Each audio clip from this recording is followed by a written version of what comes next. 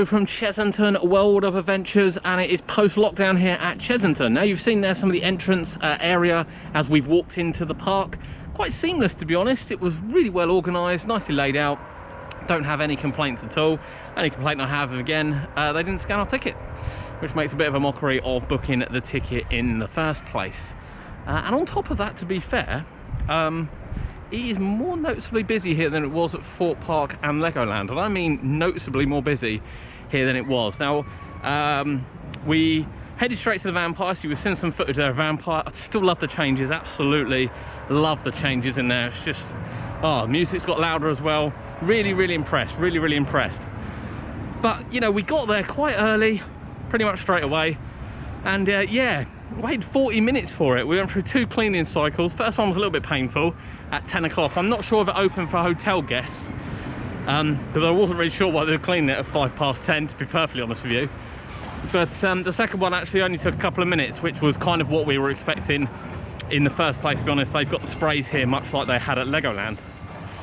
But yeah, it's well worked out in the queue, and one thing we give massive credit for is in the queue, rather than just sort of doing it every 2 meters, they've done the dots probably every 3 meters. So it allows for people in groups to have enough space to stand on the spot. And you know, again, we've talked about people sharing information. This should have been shared with Thorpe Park, because you don't visit Thorpe Park alone, you visit in groups. There might not be family groups, but you're visiting in groups, and all the dots, particularly in Nemesis Inferno, were way too close. So yeah, actually, it worked really well. Most people seem to be in the queues sticking to the social distance, and there are a few people that are getting a little bit closer than what the paw prints dictate. However, obviously the paw prints, you know, if you're on your own, they do seem quite a distance away, but ultimately you're not getting on the ride any faster, so it don't really matter, does it? To be perfectly honest with you, you're not going to get on the ride any faster. But it seems to be running fairly smoothly here. But it is busy, and I mean busy. You've got an 18-minute queue for Vampire at the moment. You've got 65-minute queue for Dragon's Fury. Toon Blaster is starting to queue out the entrance, and everything else is also sort of, you know, pushing, you know, 40 to 60 minutes. Which at 11 o'clock, we've only been on one ride, which at 11 o'clock is actually quite steep, to be honest with you. Yeah, quite steep. It wasn't quite like this at the other parks. Now, there is more open here. There's actually very little closed, in honesty with you. The face masks are obviously only required on certain rides. For instance, they're mandatory on Vampire, but not mandatory on Dragon's Fury, which I find a little bit peculiar. I know you're facing a different direction, but you're spinning at the same time. So I do find that a bit peculiar, and they're recommended on other rides. But where Chessington have got the new queue boards, it does tell you at the start whether they're recommended or whether or not they are required, which is a really nice touch.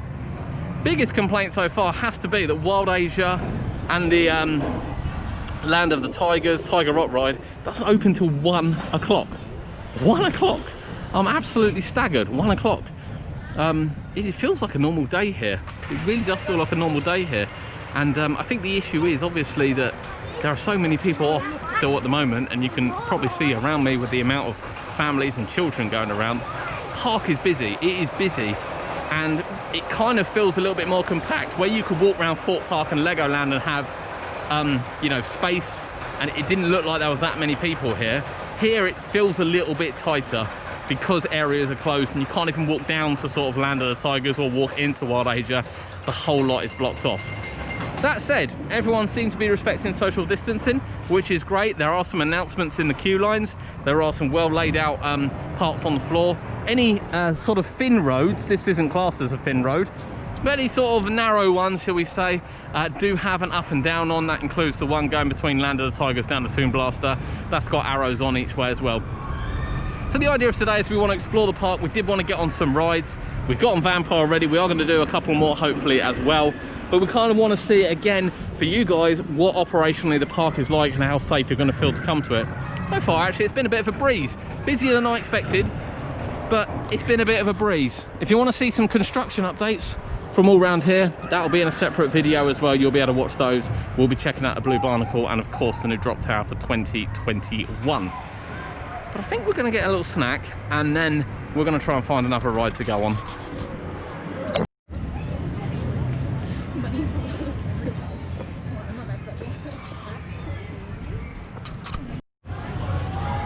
So these new signs are all over the park. These weren't here last time. These are lovely, absolutely lovely. Tell you exactly where you're going and what you're going to find when you get there. Coincidentally, actually, before we cut off, they are still handing out paper maps here, which they weren't doing at Fort Park. I know Fort Park hadn't been open, but I imagine they've had them printed. But yeah, paper maps are available for you to take home as a souvenir, which is what we're going to do.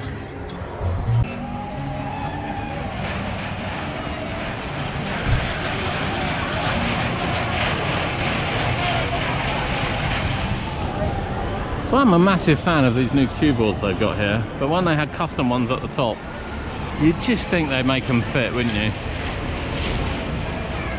Or just readjust it slightly, just so it's a little bit better. 50-minute queue for Scorpion Express kind of dictates what it's like around the park.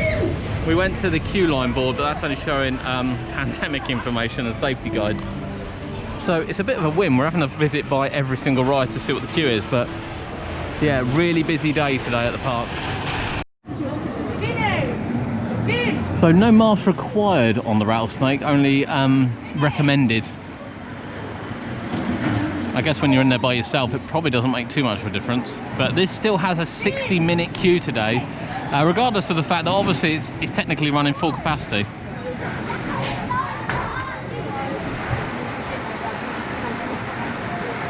Love a bit of rattlesnake. Possibly not today though.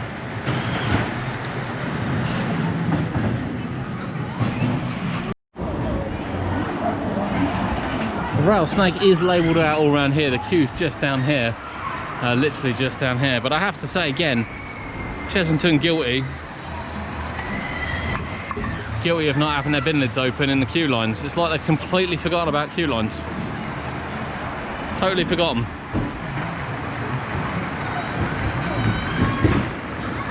There it is, queue goes down the back. Yeah, fairly busy in honesty. Rainforest in full flow today, very busy as well for the new river raft ride. Obviously only holds a couple of people, but the reason why it's probably so busy is the fact that Tiger Rock doesn't open until 1 o'clock. Now Toon Blaster has shown a 15-minute queue. Last time we came across it showed a 20-minute queue, but the queue is right the way up here. I don't think it's moving that quickly, if I'm being honest with you. I would imagine that they're probably still loading every single car, much like they were before the lockdown. I would think they are. I don't 100% know, but I think we might go check it out, because really enjoyed Toon Blaster. Really enjoyed the changes they made in there. The new music, which you might be able to hear in the background now, really good. And the lighting, everything just really works so much better than it has done in a long time.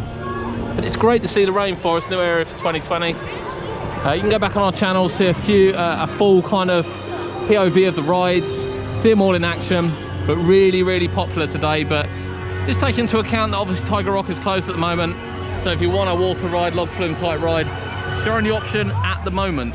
Hopefully that'll die down a bit come 1 o'clock when everyone drifts around to Tiger Rock. It's great to see the Rainforest back up and running, as we said. 30 minutes for the river raft, they only hold 2 people, so seem to be having a minor issue with it.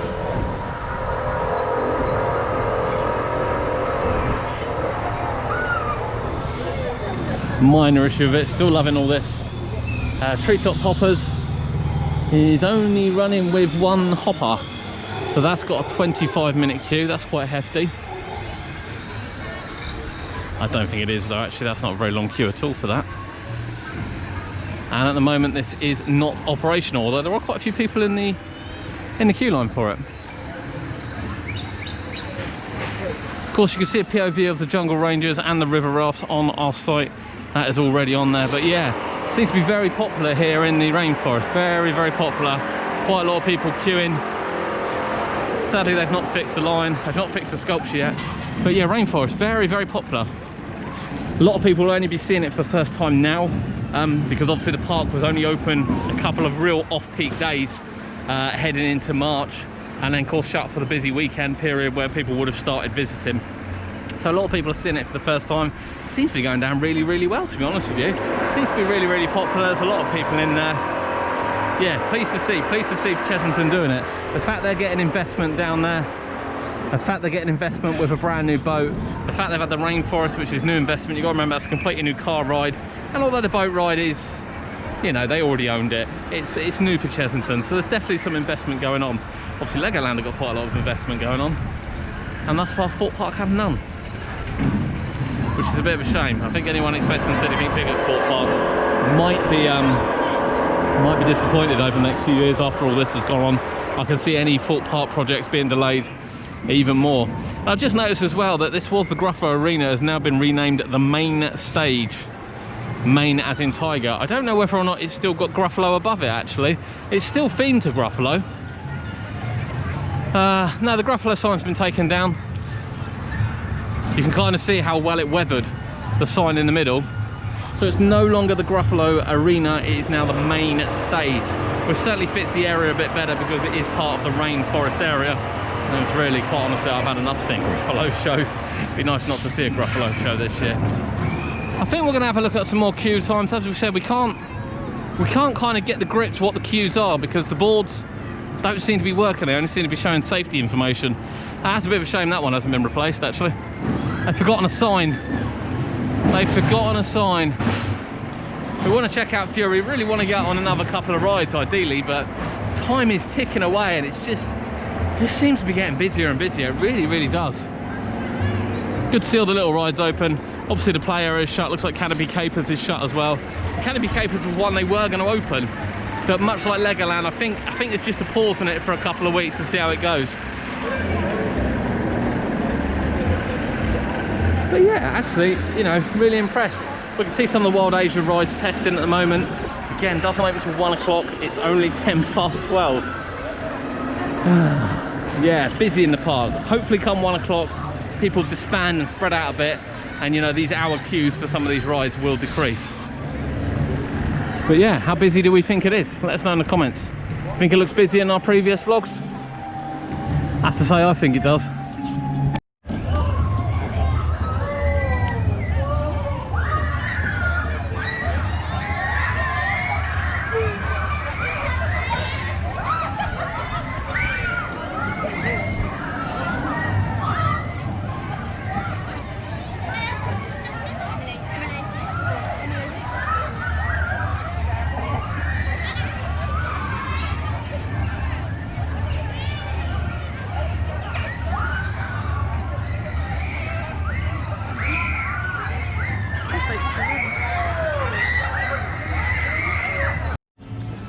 Still no room on a broom today. I think they've got fed up of me mentioning this sign, so they've covered it up now. Still should have been meant a little bit better. Now I have to say that as we've walked around all these parks so far that we've been to, we have said on points where, constructively, where they could improve or indeed increase capacity. You know, I still think Inferno could load every row. I actually think Vampire could load every row as well, bearing in mind it's a mandatory face mask. I think it could. Not in the world do I think that Sea Storm should be loading every single row, bearing in mind that turns into the person. Because I mean, if someone turned into me and they coughed on a non-mandatory ride, I'm going straight into that. I'm going straight into it, and I'm a little bit shocked. I'm actually really shocked that Sea Storm is operating every single row. I can't quite get my head around that. But answers in the comment below. You know, do you think I'm being a bit too harsh on that situation, or you know, how would you feel? How would you feel if you were facing someone on Sea Storm on a non-mandatory mask wearing ride and they coughed and you went straight into it as you were going around? How would you feel? Let us know in the comments below. You know, we've been quite an advocate for it as a general rule, to be fair, and you know, the distance in here has been really good. I do think the park's too busy. So the other parks, I thought Thorpe Park was just about right. I thought Legoland could have been busier, but I think it's too busy here. I do think it's too busy here. I just think there's just too many people around. The other parts of the park should be open, there's no doubt about that. Anyway, I'm a little bit baffled that the rest of the park isn't open, because it's clearly busy here today. Whether or not it's a staffing issue or what, I don't really know, but the fact the rides are testing would make me believe there are staff over there. And it does feel crowded. It feels crowded as you're walking through, particularly Adventure Point, as you're walking through, even round particularly the Rainforest. It's just too crowded. I think there are too many people here. And it'd be interesting to know as well, as no one checked our tickets on the way, and how many people just rocked up with annual passes today.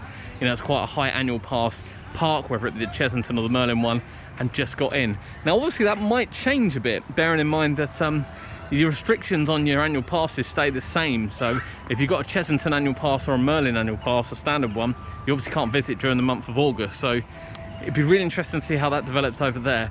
But yeah, feels a little bit too busy, but however, social distancing and queue lines is absolutely immaculate. People are really sort of adhering to it generally around the park where they can, and it's laid out really, really nicely, no complaints there. But nothing in the world persuades me that Seastorm should be loading every single car.